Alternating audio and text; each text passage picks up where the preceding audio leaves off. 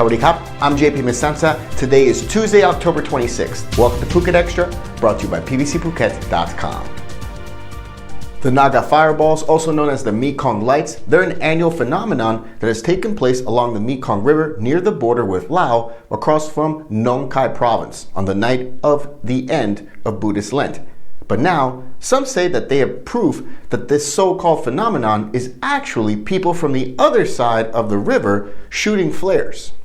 The event is an annual occurrence and always takes place in the week of the conclusion of Buddhist Lent, with pink and red fireballs said to rise out of the Mekong River after dusk during the full moon this week.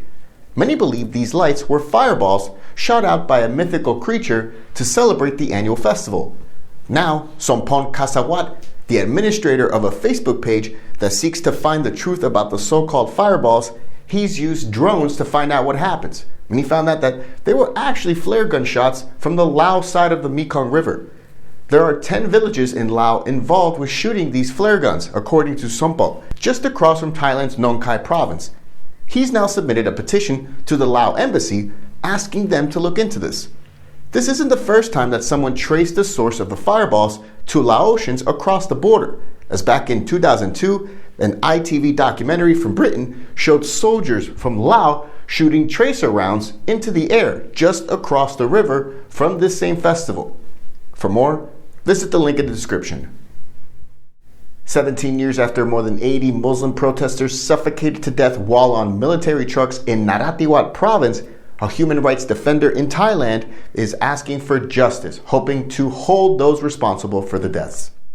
Ankana Nila Paijit made the comments during a protest to mark the 17th anniversary of the Tak Bai tragedy, which took place in the deep southern province of Narathiwat, where an insurgency has been taking place for nearly 2 decades. The incident happened on October 25, 2004, when over 1,500 Muslim villagers had gathered in front of the Tak Bai district police station demanding the release of 6 village defense volunteers who were arrested in connection with the alleged theft of weapons. At the height of the protest, things got out of control and security forces killed 7 protesters and arrested scores of people. Reports say that many of them were beaten, made to strip and crawl on the floor, and then they were stacked on top of one another in trucks. About 80 of these protesters were said to have suffocated during the 5-hour drive to a military camp in neighboring Pattani province. Not one person had been held accountable for what happened, according to Ms. Ankana, as the families of the victims did file lawsuits, but all cases were dropped by prosecutors after a 2009 inquest found that security officers had performed their duty with no wrongdoing. Despite then Prime Minister Thaksin Shinawatra offering his condolences, he said the military did nothing wrong as well. An appeal was denied in 2012, although reports say that the families of the victims were offered reparations that same year by the Thai government.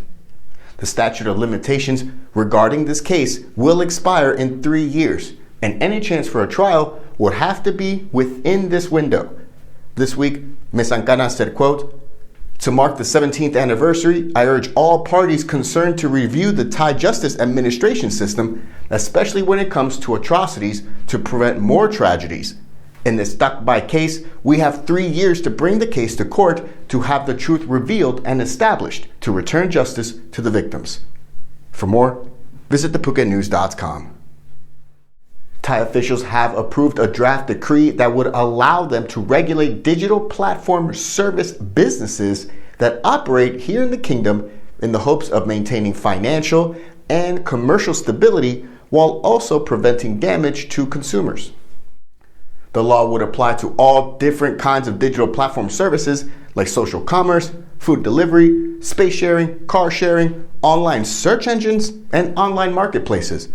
The cabinet in Bangkok approved the draft decree and says that these businesses, whether inside or outside of Thailand, would still need to notify the Thai government before operating within the kingdom. Last month, the government said it would start collecting value-added tax from foreign technology companies, including Facebook and Google, intermediaries such as ride-hailing app Grab, and streaming services like Netflix, according to the Bangkok Post.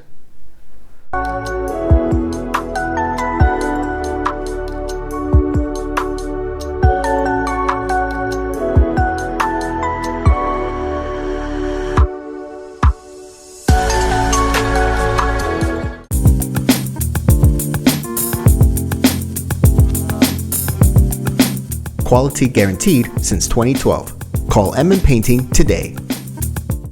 For the second straight day, Phuket has recorded less than 100 COVID-19 cases after officials confirmed 86 total cases on Monday night, including 3 Phuket Sandbox tourist cases. This is the first time Phuket has seen back-to-back days of sub-100 COVID cases since early August. Officials also confirmed 4 more COVID deaths on Monday as well. Cases in Phuket since the start of the pandemic have reached 15,090. Since April, it's 14,860, and for October, we've recorded 3,812 cases total, with an average of 152 cases per day. The death toll since the start of the pandemic is 118, since April it's 115, and for October, the death toll is 40. 22-year-old Thai-Australian beauty Anchili Scott Kemmis will represent the Kingdom of Thailand at the next Miss Universe pageant after being crowned Miss Universe Thailand 2021 in Pattaya on Sunday. Miss Scott Kemmis, a graduate of the University of Sydney, she beat out Tarina Botas, a half-Thai, half-South African woman from Phuket, for the honor of representing Thailand at the 70th Miss Universe pageant in Eilat, Israel this December. This year, the pageant was presented under the concept of Power of Passion. The announcements were divided into 4 rounds: Top 30, Top 15, Top 10, and Top 3. Thank you so much for joining us here on this Tuesday at Phuket Extra, brought to you by pvcphuket.com. Join us again tomorrow on Wednesday. Until then, stay classy, Phuket. Phuket's rapid modernization has made it one of the world's premier holiday destinations. Investors can still buy quality condominiums for as low as $75,000, and luxury properties can go all the way up to $20 million. Condominiums in Phuket are a safe, secure bricks-and-mortar investment offering foreigners freehold ownership. Call or email Thai Residential, Phuket's #1 trusted real estate advisor, to find your perfect Phuket property.